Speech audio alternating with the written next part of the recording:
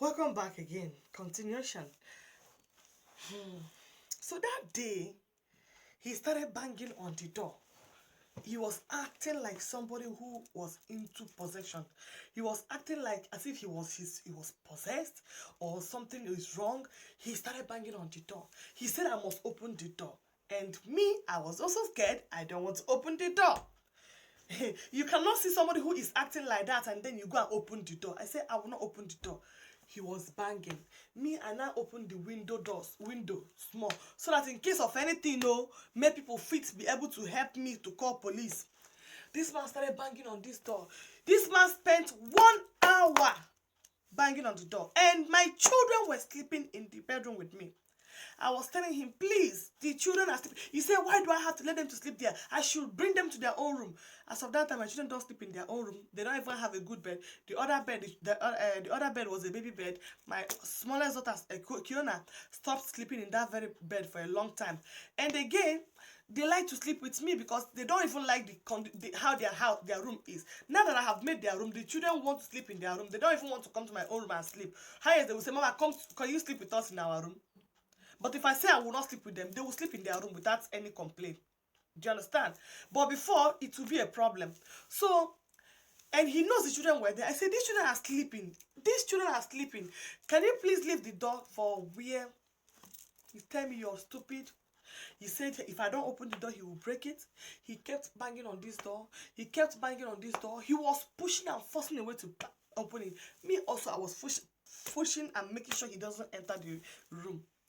Just like that, so the next thing, he went downstairs, brought hammer and one chisel, or that chisel, one big screw. He brought it and started hitting on the door. Started hitting on the whole door, and then our door had glasses on it. He started hitting on the whole glasses of the door. All my children body, their whole body was overall glasses everywhere. Their body, my body, glass here, my back, my head. Glasses everywhere. I was shocked. I ran away to the window side. When I ran away, that's when he was able to now come in and break the door and push out the door. When he pushed out the door, next thing he said to me, give me that phone. That was the next thing he said to me. He said to me, give me that your phone. I said, why? He said, give me that phone or I will throw you away from this window. That is what he told me. And because I was also by the window, I was there so that in case as I shout, so many people help me, or maybe people there aware, then I say, or else you go throw in my enemy come up for the window. Now I carry jejely one carry telephone, give her. As I gave him the telephone, I now ran out from the room. I ran downstairs. When I ran downstairs, he now came. He rushed me because I ran downstairs to go and open the front door and run away. He now rushed me, dragged me by my neck. Dragged me by my neck. He hold that hammer. Dragged me by my neck. I did not fight with him. I did not struggle with him. I stayed calm. Because now when if he begin the struggle, now then devil go come the act more. I stayed calm. Then the next thing, I managed to find my way again. I ran through the parlor, rushed to the other second room. God was merciful. That room, I ran through the door of the inside door of the parlor. The parlor, God have mercy. The parlor was open. The parlor door, there was key down. I opened it immediately. I ran outside in our garden. When I ran to our garden, I started shouting. I said, leave me alone, leave me alone. I was like shouting for help. Then. And our neighbor opened the door. Now he now came because he pushed me. It was like, go inside. I said, leave me alone. He was telling me to go inside. And then the neighbor said, is everything okay? Neighbor said, what is going on? What is going on? And then he left me and come inside. When he now left me and came inside, I went through the other door and rushed back upstairs to my phone. Because I have 2 phones. So when I rushed to the other phone, because the one he asked me to give him, I gave to him, and I rushed to the other telephone. And thank God that person I was talking with that time, when the person heard that incident was happening, that I was talking with the person now said to me, madam, please record everything that is happening so that you can have your evidence. So immediately the person told me that, I took up the phone and started making the video, both video and recording of everything that was happening that night. Even when I was begging him to leave the door, even when everything that was happening as of that moment, I used that order of my phone to record it. So when he came in and took that phone, and then me now, when I found my way to the room, I took up the next phone and closed the door and called police.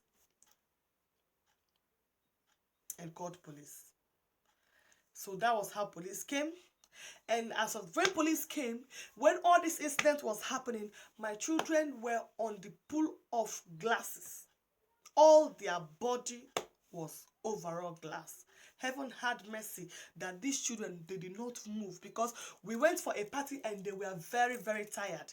They were so tired, they played so well, so they were like so weak that they did not even move. Just imagine that these children were not that tired, and they were alert, and they started shaking around and moving around. This thing that he's talking and making all these stories, now they are with devil for just give them no. Because like I said, the children moved. Nothing would have prevented the children from having cuts all over their body. All their hairs. Police came and police were opening the children's hair. Police saw everywhere. They were all blood. Police people helped me to raise the children up so that I can be able to clean the glasses.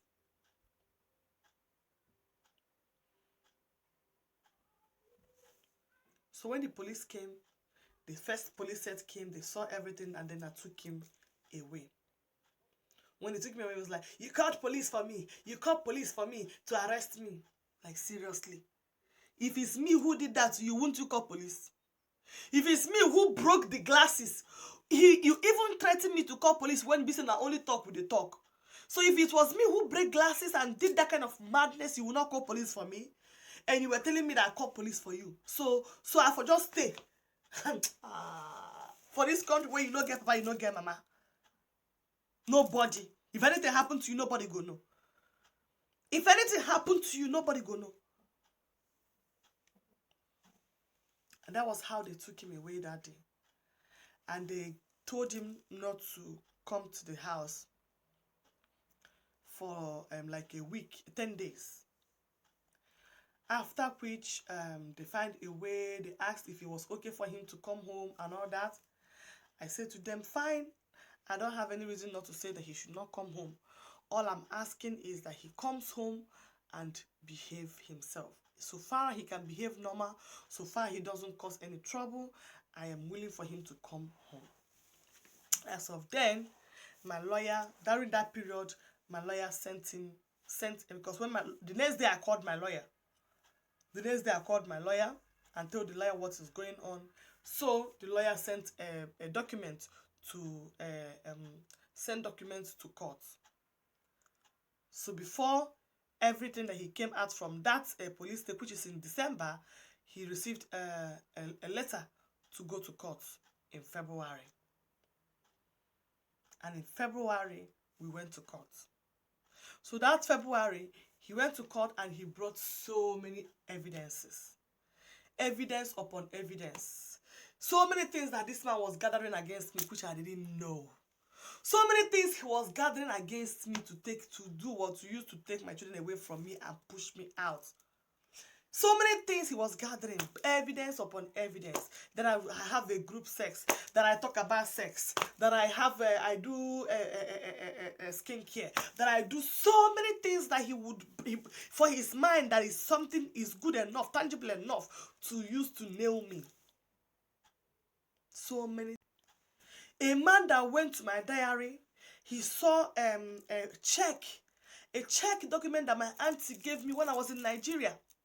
Check document my auntie gave me when I was in Nigeria, but I was not able to cash that money because later on the money was transferred to my mom's account.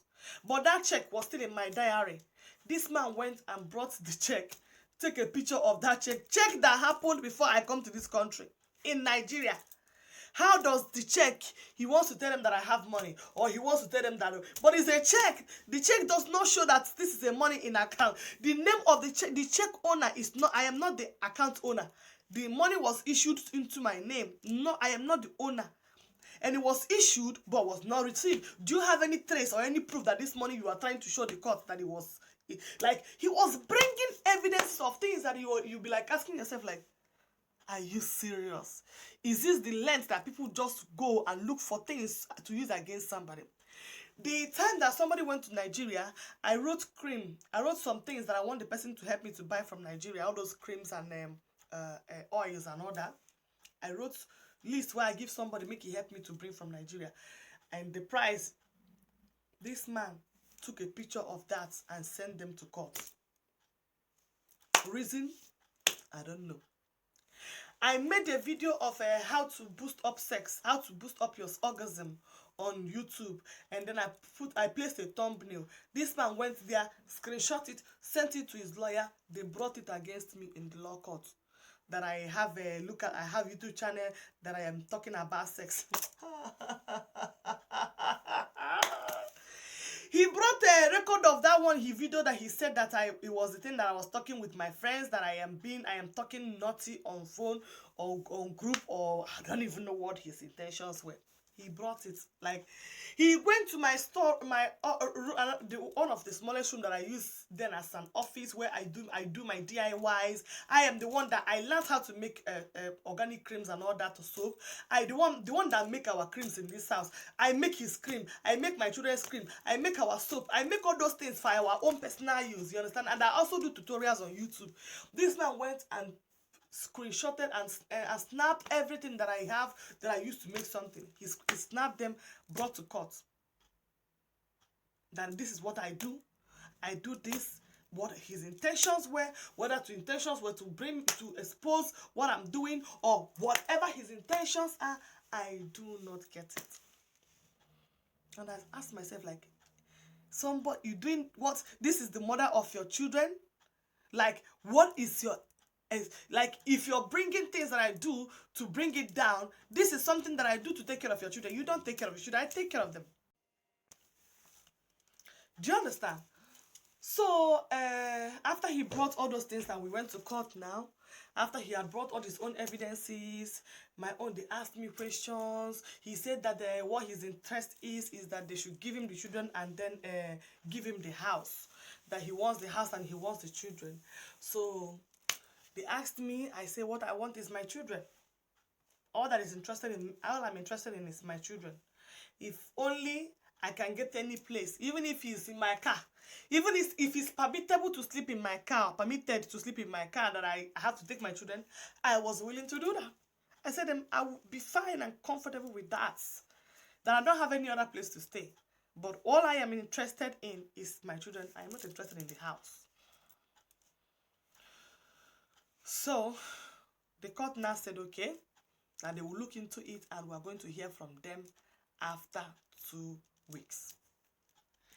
After 2 weeks, we waited for the results, for the whole thing. As of that day, since that time, it was not peaceful in the house.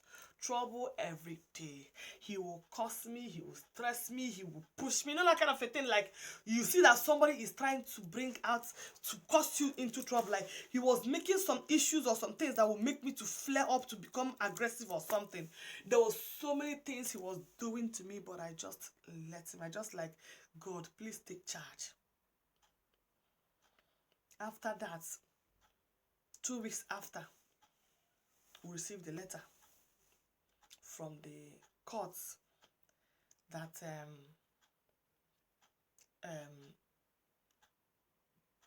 received a letter from the courts that the children are the rightful owner to the house, because this house is this is another story of how I got this house. I'm going to tell you guys how we both got the house. When I came here, it was not the house he was living in.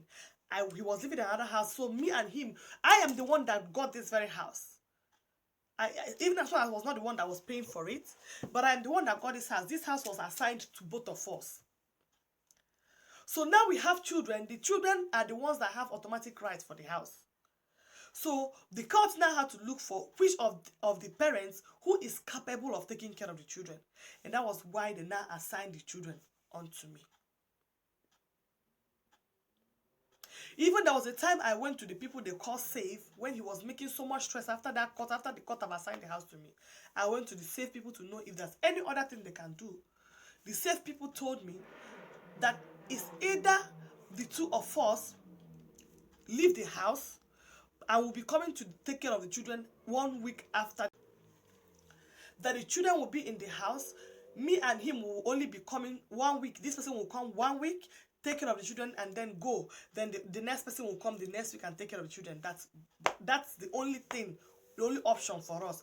But the house belongs to the children, none of us. Because it is not a bought house. It is a rented house, rented to both parents who are the parents to the children. So for that reason, the house was for the children and not for him, or neither is it for me. Because we signed for it together.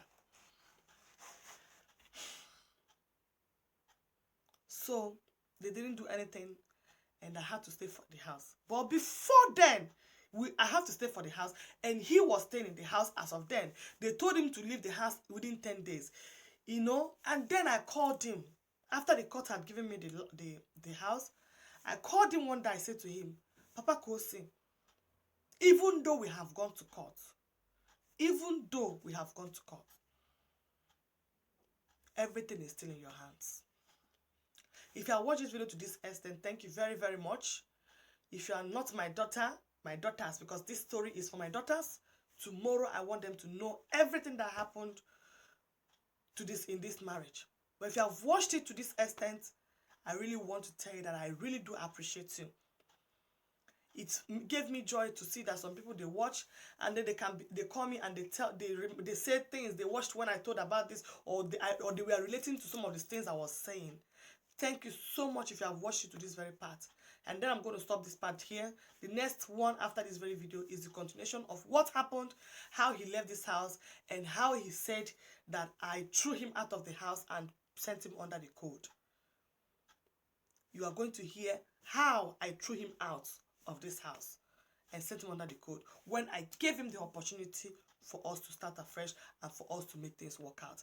But what happened, his friends, the women and the girls he was sleeping with and he was having with online, the girls he met online, his friends were encouraging him to leave this marriage, are the ones that made my ex-husband, not to pay attention or not to grab that opportunity for us to start all over again.